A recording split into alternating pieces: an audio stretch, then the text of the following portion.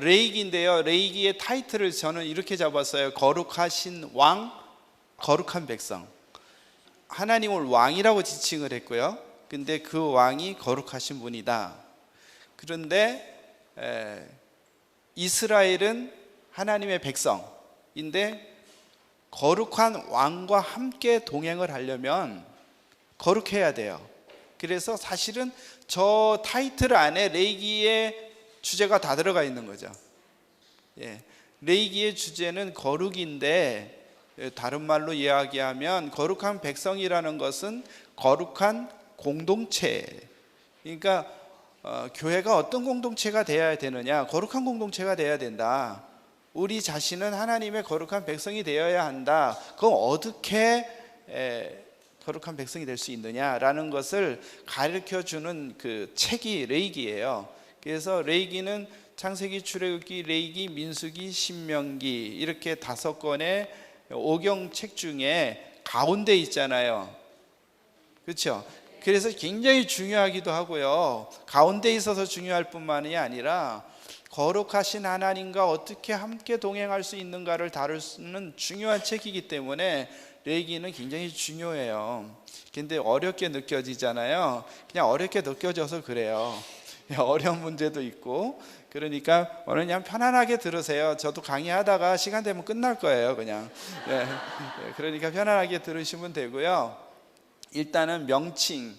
이 명칭이 우리를 어렵게 만들 수도 있어요. 레이기라는 말은 원래 헬라어로 된 성경, 라틴어로 된 성경, 영어로 된 성경에서 이게 레이기로 이렇게 돼 있고 이거를 한글로 번역하는 과정 속에서 나타났는데 이게 레이기 하면 어떤 의미가 되냐면 레인들에 관한 또는 레인들에 대한 이렇게 돼 있거든요. 근데 여러분들 이미 레이기 읽어보셨죠? 레인들에 대한 이야기가 별로 없어요. 크게 많이 나타나지 않거든요.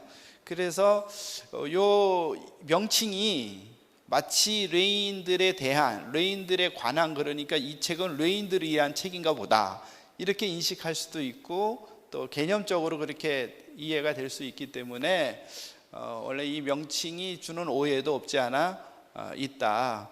근데 원래 고대 사회에는 명칭이 없는 책들이 많죠. 레이기는 거의 레위 지파와 관련이 없는 내용들이 거의 대다수거든요. 그래서 그렇게 보면 될 것 같고 시브리어로 된 명칭, 그러면 시브리어 성경의 명칭은 어떻게 되어 있느냐? 바이크라 이렇게 되어 있어요. 바이크라. 바이크라라는 뜻은 이제 그가 부르셨다 이런 뜻이거든요. 그가 부르셨다. 그러니까 바는 이제 그리고 이런 뜻이고요.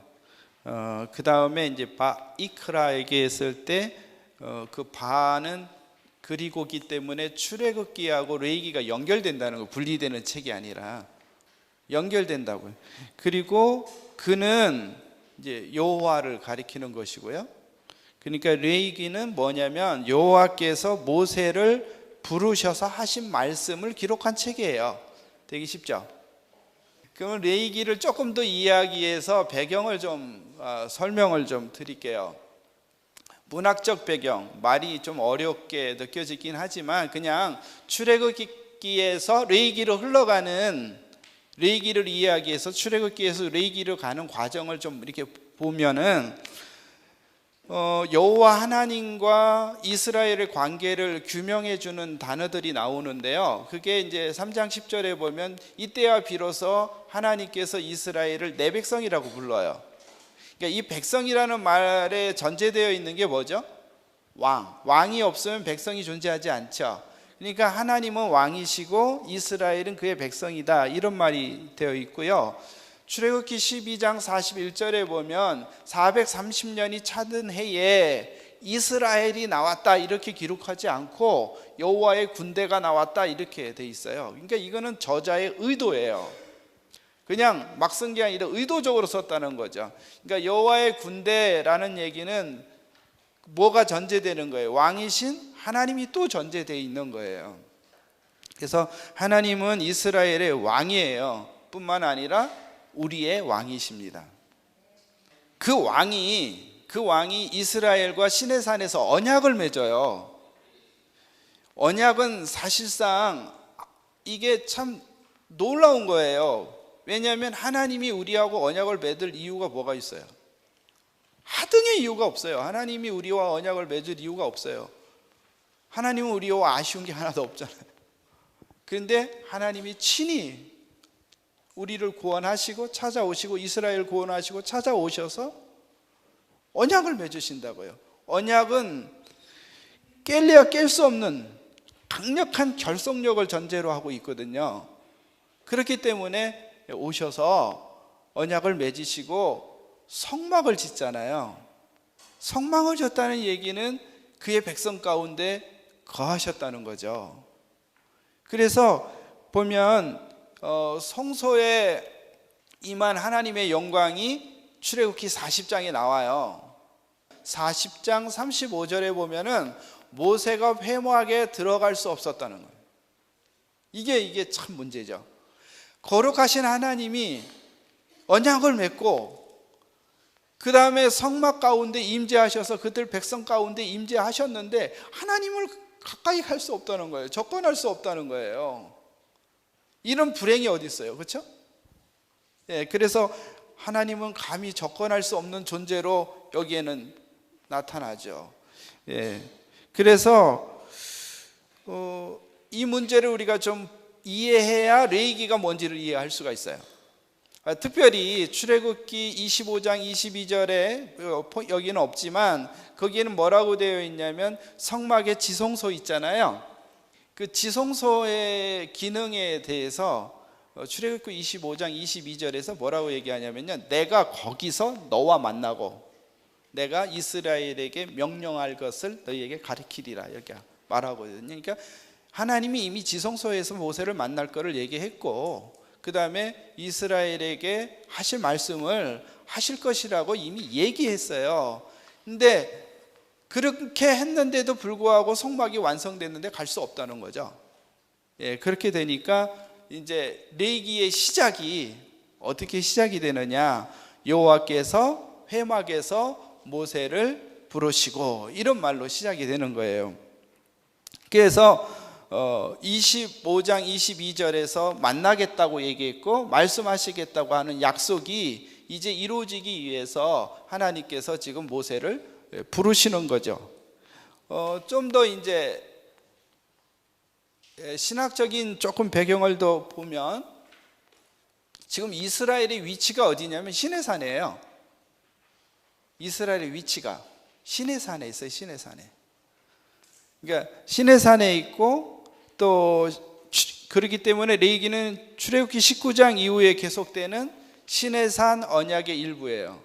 그러니까 시내산 언약은 출애굽기에만 있는 게 아니고 사실상 출애굽기 19장부터 민수기 10장까지는 시내산 안에서 이루어지는 거대한 하나님의 언약 가운데 한 부분으로 우리가 인식을 해야 되죠. 그래서 아까도 잠깐 말씀드렸지만 그 언약은 강한 결속력을 특징으로 하고 있기 때문에 이것은 삶과 죽음의 약정이에요. 그렇기 때문에 이게 굉장히 중요한 법칙이다라고 할 수 있죠. 그래서 이제 출애굽기의 마지막은 성막의 완성이고 레위기는 그 성막에 계신 거룩하신 왕 여호와께서 이렇게 부르시는 거죠. 그래서 여호와를 가까이 하는 이제 지침이라고 볼 수 있어요. 여호와를 접근할 수 없었으니까 어떻게 가까이 할 수 있느냐 하는 문제를 다룬다고 볼 수 있는데 이건 잠시 뒤에 또 바로 다루도록 하겠어요. 레위기의 구조를 보면 크게 두 개로 나눌 수 있어요. 주제는 거룩이에요. 주제는 거룩함인데 하나는 제사를 통해서 제의적인 방식을 통해서 거룩해지는 방법, 또 하나는 일상에서 우리가 매일매일의 삶 속에서 어떻게 거룩해질 수 있느냐. 그러니까 두 측면으로 설명할 수 있는 거거든요. 첫 번째가 이제 여러분들에게 드리고 싶은 말이 이런 말은 처음 들었을 거예요. 복음으로 시작하는 레위기. 여러분 이런 말 들어보셨어요? 복음으로 시작하는 레위기. 근데 저는 1장 1절 2절을 읽다가 저는 상당히 충격에 빠졌어요. 레위기의 복음이 시작되는구나 이런 생각이 들어갔는데, 왜 그러냐면 거룩하신 왕 여호와께서 모세를 부르시죠. 그런데 부르시면서 뭐라고 얘기하면, 너희 중에 누구든지 여호와께 예물을 드리려거든 가축 중에서 소나 양으로 예물을 드릴지니라, 이렇게 형성이 되어 있어요, 문장이. 그 문장을 자세히 보시면 이렇게 돼요. 너희 중에 누구든지, 여기 누구든지는 아담이에요. 시브리어로 아담, 사람 누구든지 여호와께 예물을, 예물이라는 말이 코르반이에요. 코르반. 여러분 신약에서 여호와께 고르반 되었다 이런 말 얘기 들으셨죠? 부모님에게 드려야 할 걸 여호와께 고르반이 되었다 하면 이게 그에 대한 질책을 하는 것을 보았는데, 그 단어예요, 코르반. 근데 이 코르반이라는 단어는 원래 이제 예물이라는 그 뜻이죠. 코르반인데, 그 다음에 여호와께 드리려거든 이라는 말, 조금 어렵지만 제가 설명하기 위해서 조금 하니까 그냥 하셔도 돼요. 바크리브예요. 바크리브. 그 다음에 코르반, 타크리브 이렇게 있는데, 이 단어가 이 네 개가 다 같은 단어예요. 하나는 동사고 하나는 명사고. 근데 이게 코르반이나 바크리브나 타크리브나 이게 무슨 단어에서 온 거냐면 카라브에서 온 거예요. 이 카라브의 기본적인 뜻이 뭐냐면요, 가까이 하다는 뜻이에요. 가까이 하다. 그러니까 예물도 가까이 하게 한 예물. 그러니까 여러분 남의 집에 갈 때 이렇게 방문하실 때 뭐 갖고 가세요? 조그만 예물 하나 갖고 가시잖아요. 그렇죠? 근데 그 목적이 뭐예요? 그거를 두고 서로 가까이 하고 교제하기 위해서 그걸 갖고 가잖아요. 그래서 이거는 하나님을 가까이 하게 하고 있는 예물이에요.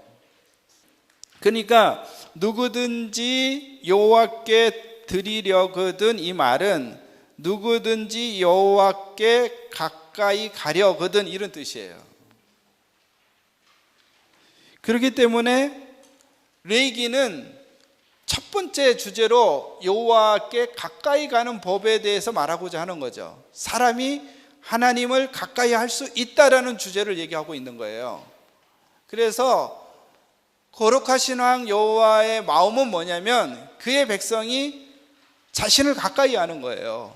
아니 왜 이스라엘을 구원했겠어요? 구원하려면 가까이 있어야 될 거 아니에요. 같이 지내야 돼. 동행해야 될 거 아니에요. 동행하려면 그게 주님의 뜻인데 그렇지 못하다면 이게 굉장히 큰 안타까움이잖아요. 그러니까 가까이 하려거든 이런 말이죠. 그러니까 인간이 하나님을 가까이 할 수 있다. 이건 영광 중에 영광일 뿐만 아니라 이 자체가 복이잖아요. 복음이잖아요. 복이고. 그렇죠? 어떻게 인간이 하나님을 가까이 할 수 있겠어요? 그러니까 거룩하신 하나님을 가까이 할 수 있다. 그래서 복음이라고 그러는 거예요. 제가 기쁜 소식이라고.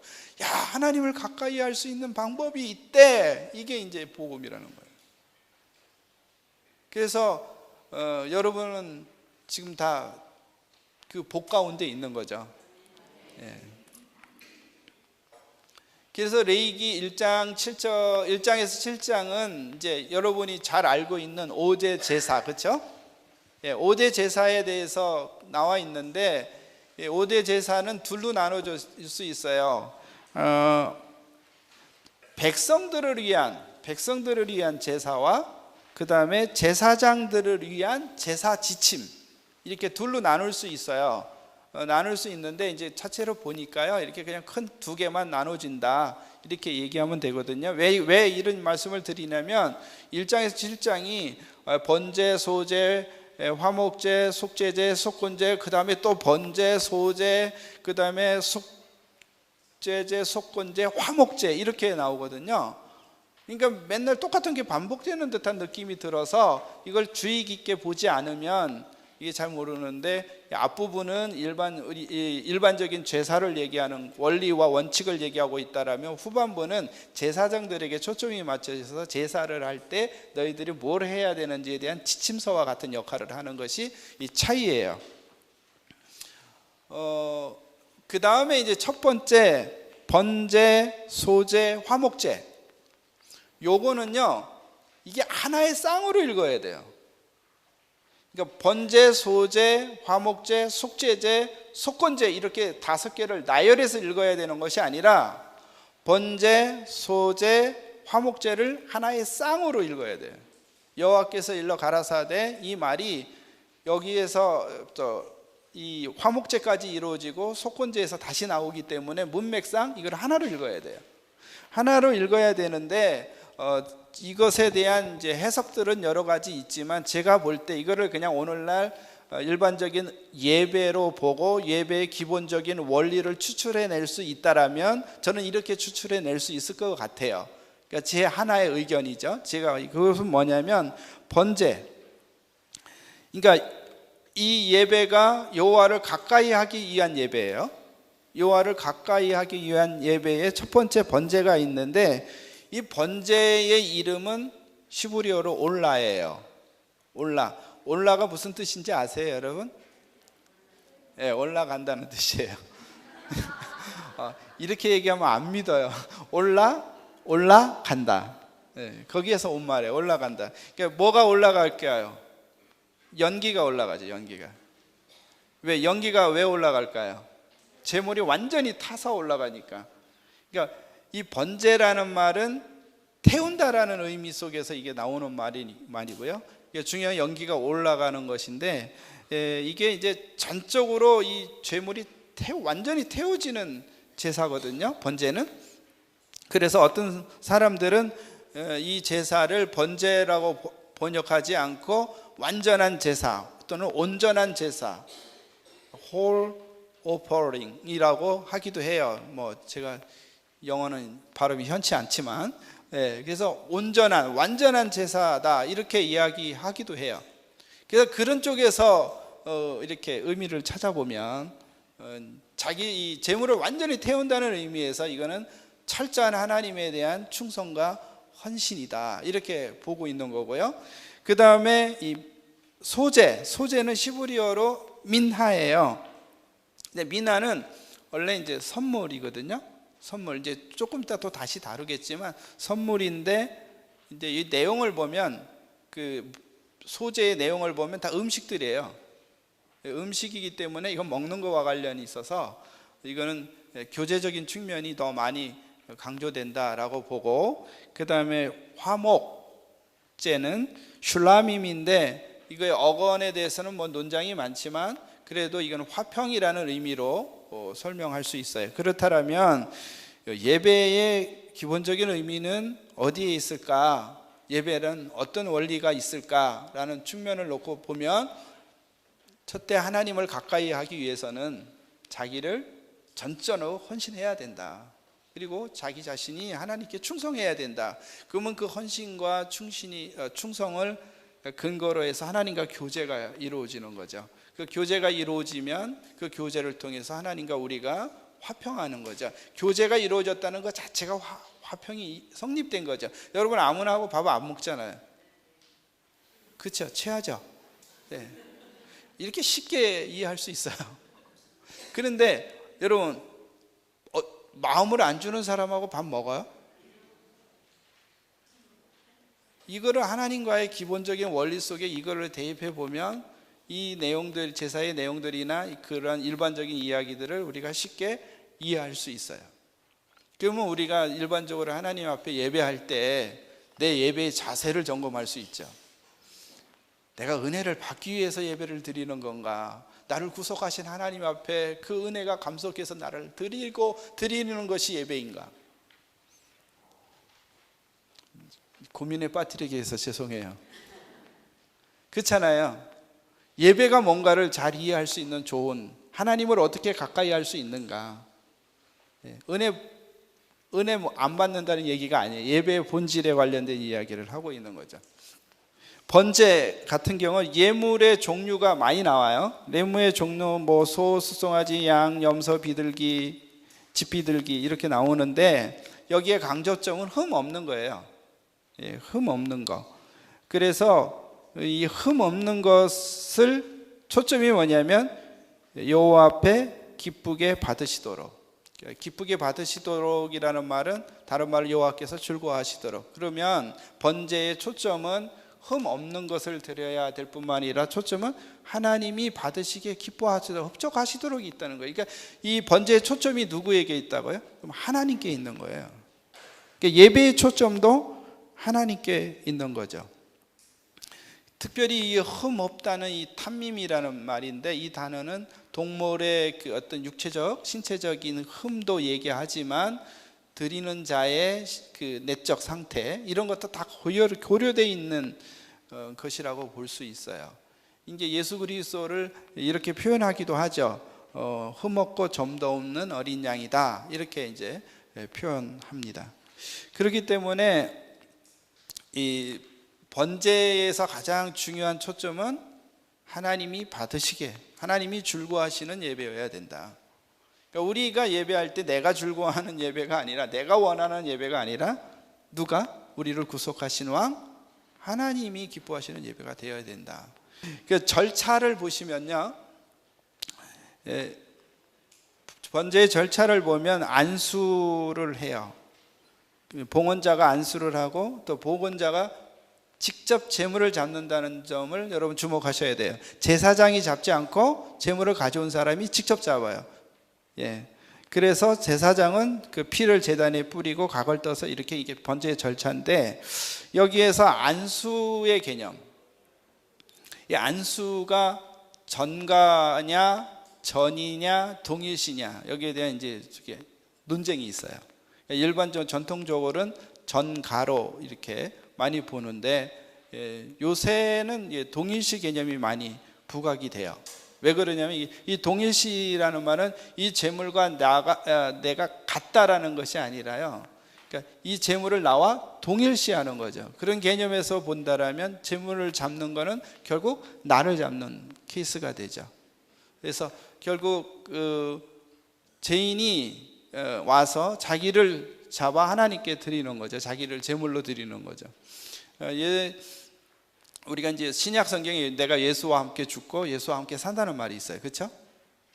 그런 측면에서 동일시 개념도 있고, 그래서 이거는 아직까지 논쟁이 있는데, 저의 입장을 묻는다면 저는 오히려 동일시 개념이 더 적합하지 않은가라는 생각이 했는데, 꼭 이건 아니고 이건 아니다, 이게 딱 뭐 이렇게 자르듯이 이런 개념은 아니고, 동일시 개념이 더 강하게, 그래야 의미가 더 잘 드러나지 않겠느냐라는 생각을 해봅니다.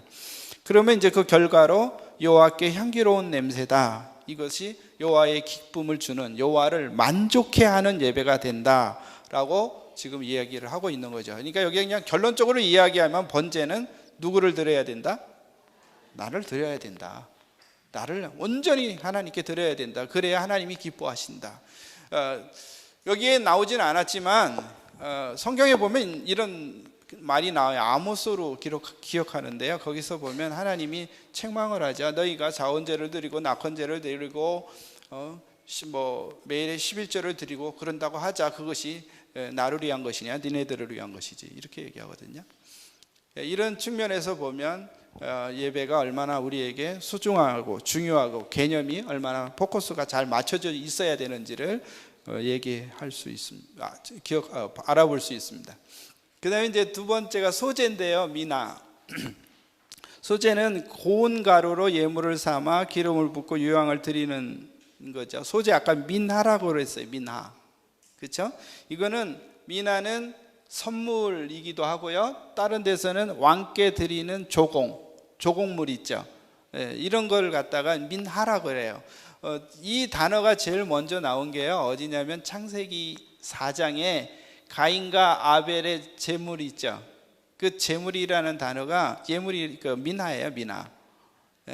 그러니까 왕이신 하나님께 그들이 예물을 드린 거예요. 아까 내 동일시 개념에서도 그 단어는 얘기하지 않았지만 성경 본문이 이렇게 되어 있거든요.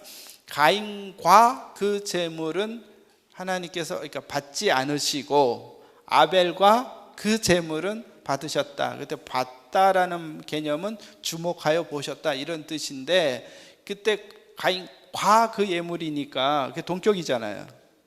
동격이 동일시하는 개념인데 어쨌든 거기에 미나가 등장한다. 그래서 이것은 하나의 드리는 선물, 하나님께 드리는 선물로 볼 수 있는데 그 내용을 보니까 화덕에 구운 거예요. 화덕에. 화덕에 구운 것, 그 다음에 철판에 붙인 것. 이걸 왜 철판이라고 그랬는지 모르겠어요. 오늘날 현대어로 읽히려면 후라이팬에 붙인 것, 그럼 참 좋을 텐데. 철판 요리.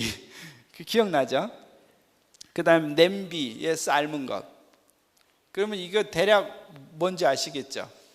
여러분들도 사실은 가정에서 많이 하는데, 이게 음식 만들 때 쓰는 거죠. 그래서 소재가 그냥 밀가루로, 이 고운 가루로 드리는 게 아니라 음식을 만드는 것과 관련이 있다라고 볼 수 있고, 이 누룩을 그러니까 여기에 누룩을 넣지 말라. 소재물에는 누룩이나 꿀을 넣지 말라. 왜 넣지 말라고 했을까라고 굳이 얘기한다라면 본질을 훼손하기 때문에, 그래서 하나님께 교제하는 측면에 있어서도 본질 왜곡이 있어서는 안 된다. 그러니까 목적과, 하나님과 내가 교제하는 목적, 동기 또는 방법조차도 바라야 되지, 올바로해야 되지, 이것이 변질되어서는 안 된다는 거죠. 여러분이 하나님을 접근하는 방법이 순수해야 된다 이 말이에요. 저도 마찬가지고 순수하고, 이게 왜곡되면 안 된다. 근데 이제 여기에 뭐냐면 모든 소재물에 소금을 치라 그랬어요. 그러면서 그 소재물을 소금을 뭐라 그러냐? 언약의 소금. 하나님과 이스라엘이 언약 관계에 있다는 거죠. 언약 관계는 언약적 교제의 관계에 있다는 것이고, 그것을 기억하라는 거죠. 그래서 여기 이제 소재에 남은 것들은 자손들, 소위 그 아론과 그 자손들에게 돌려지게 되어 있기 때문에, 이것은 아무래도 이스라엘의 대표하고 있는 제사장들이 여호와 앞에서 이것을 먹음으로써의 이루어지는 그 식탁의 교제, 그 언약의 교제가 지속적으로 나타나지 않느냐, 지속성을 갖고 있지 않느냐라는 이야기를 좀 하고 있어요. 그 다음에 화목제는 번제하고 좀 비슷하게 이야기하고 있는데, 이때 다루는 예물이라는 단어를, 코르반이라는 단어를 쓰지 않고 제바흐라는 단어, 희생제물을 써요. 그러면서도 특별히 이 제사에는 가장 값싼 것으로 취급되고 있는 기름, 이 기름은 온전히 태워서 하나님께 드리도록 되어 있죠. 절차는 머리에 안수하고 그 번제의 절차하고 비슷해요. 그런데 이제 요한일서 2장 2절에 보면 요한이 그러죠. 예수 그리스도를 우리를 위한 화목제물이다, 이렇게 이제 표현을 하죠. 이제 정리를 하면 번제와 소제와 화목제는 하나의 쌍으로 다뤄져야 된다. 그렇죠? 그래서 번제는 하나님을 가까이 하기 위한 충성, 헌신이며, 소제는 번제를 기반으로 한 언약의 교제의 성립이고, 화목제는 그 결과로 나타나는 하나님과의 화목이다. 화목의 식사다, 이렇게 볼 수 있는 거죠. 그러니까 여러분, 예배를 드리고 나오면 하나님과 내가 그 화평 가운데 있는 그것을 느낄 수 있어야죠. 속건제와 속제제, 속제제와 속건제. 속제제는 하타트라고 그래요. 그래서 어떨 때 드리는 제사냐면 여호와의 계명을 어겼을 때, 그때 하는 건데, 어떻게 어겼냐면 여기에 보면 그릇이시라고 부르되어 있는데, 이거 잘못 읽으면 우리가 쓰는 밥사발 그릇이 아니고요, 그냥 그릇. 부주의, 실수해서 범했을 때, 범했다는 것은 하나님의 법령을 위반했다는 뜻이고, 그래서 그때 이제 드리는 제사예요. 하타트라는 말 자체가 죄라는 뜻이거든요. 그래서 세 가지로 나눠요. 대제사장이 지은 죄, 온 회중이 지었을 때, 족장이 지었을 때, 평민이 이제 지어졌을 때, 이렇게 제사를 드리게 되는데, 대제사장 같은 경우는 여기에 지금 PPT에 빠져 있는데, 대제사장 같은 경우는 굉장히 심각하죠. 대제사장이 죄를 지면 뭐가 중단이 돼요? 제사가 중단이 돼요. 그래서 이게 굉장히 심각한 문제, 중재가 불가능하기 때문에 이런 문제를, 그래서 이렇게 속죄제를 통해서 죄를 씻는 방식을 가르쳐 주는 것이고, 그 다음에 온회중, 집단성. 온회중은 집단성이에요. 이스라엘 공동체가 집단적으로 죄를 지었을 때, 그러니까 공동체는 죄에 대해서 굉장히 민감해야 될 뿐만 아니라 죄를 지었을 때 이것을 숨기지 말아야 돼요. 그리고 드러내어서 용서를 구해야 돼요. 이게 하나님의 앞에. 숨긴다고 숨겨지는 문제가 아니에요. 그러니까 공동체는 늘 민감해야 됩니다. 왜냐하면 왕이, 거룩하신 왕이 임재하고 계시기 때문에 공동체는 거룩해야 돼요. 그러면서 이제 족장으로 넘어가는데, 이 죄에 대한 민감성 중에 여기에 이렇게 계명 중 하나라도 이렇게 되어 있거든요. 그러니까 우리에게 있어서 하나라는 개념은 뭐 하나쯤이야 이런 개념이 될 수 있는데, 하나라도라고 얘기해서 너희가 죄에 대해서는 굉장히 민감해야 된다, 이런 얘기를 하고 있는 것이고, 그 다음에 범죄한 죄를 깨달으면, 지적받았을 때 깨달았으면, 그러니까 이 족장의 죄는 스스로 깨닫는 게 아니라 누군가가 지적했을 때 깨달은 거예요. 근데 이게 굉장히 쉽지가 않은 거죠. 이게 좀 남에게 죄를 지적받았을 때 내가 잘못했습니다라고 얘기하면서 하는 것 자체가 쉽지 않은 것이에요. 그렇기 때문에 이렇게 지적해서 죄를 깨닫게 되었을 때라는 말은 어떤 죄 앞에서 당당함이 아니라 겸손하고 겸허하게 자기를 낮출 줄 알아야 된다는 이야기를 하고 있는 거죠.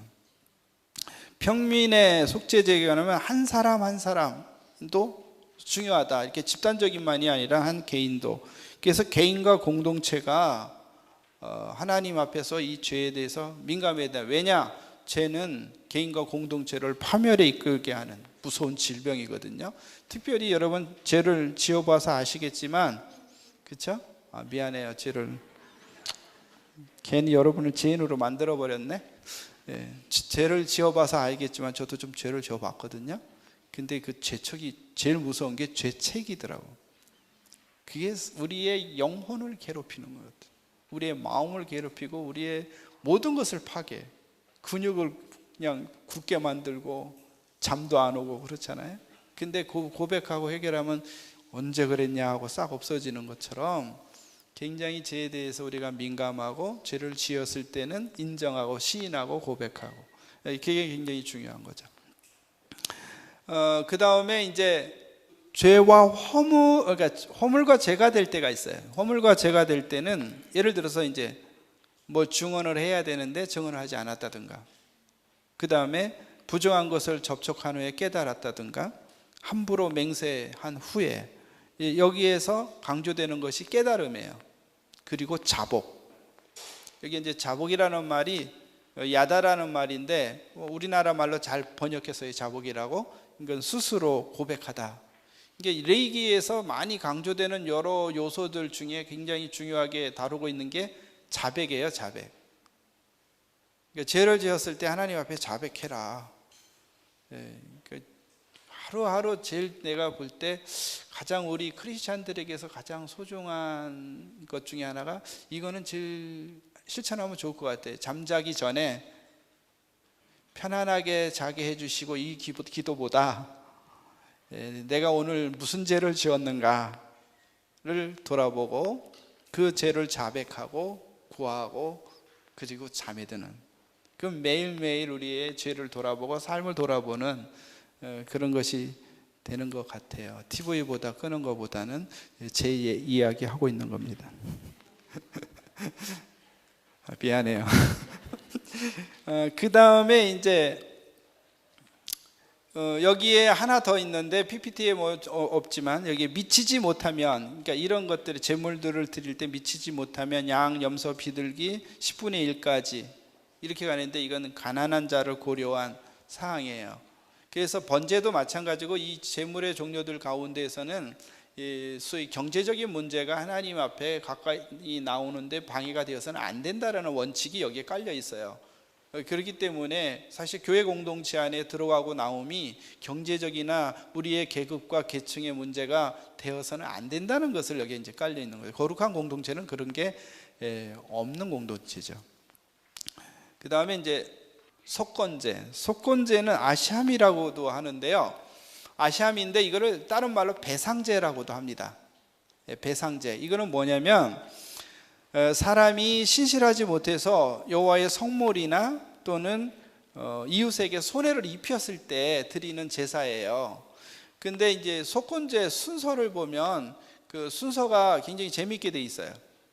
여호와의 성물을 범했을 때는 먼저 제물을 먼저 드리고 그 다음에 5분의 1을 배상해요.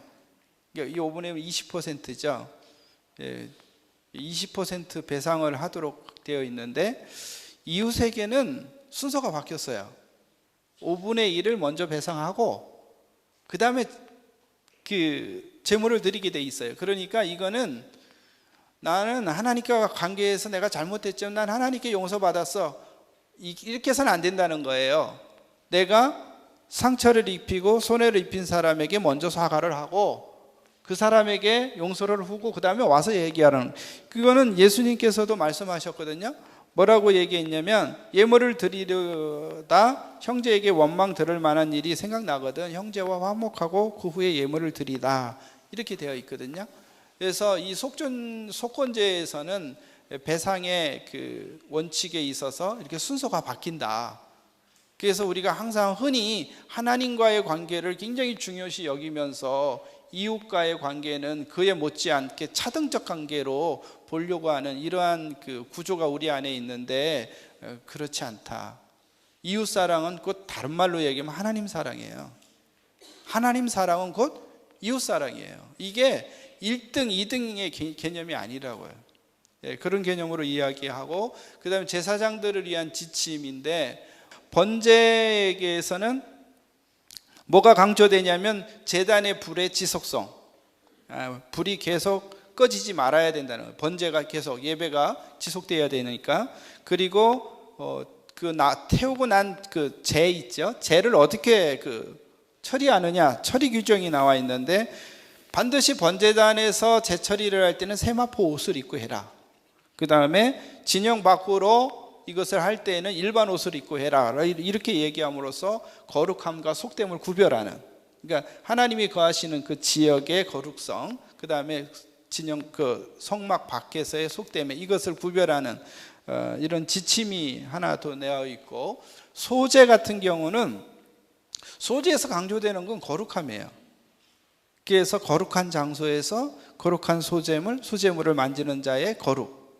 그래서 지속성을 강조 또 하는데 매일매일의 지속적인 제사, 그 다음에 제사장들이 아침과 저녁에 소제를 드려야 된다. 이거 상번제라고도 매일매일의 드리는 소제라고 볼 수 있는데 이게 지속적으로 거룩성을 이해 강조하는 이런 부분이에요.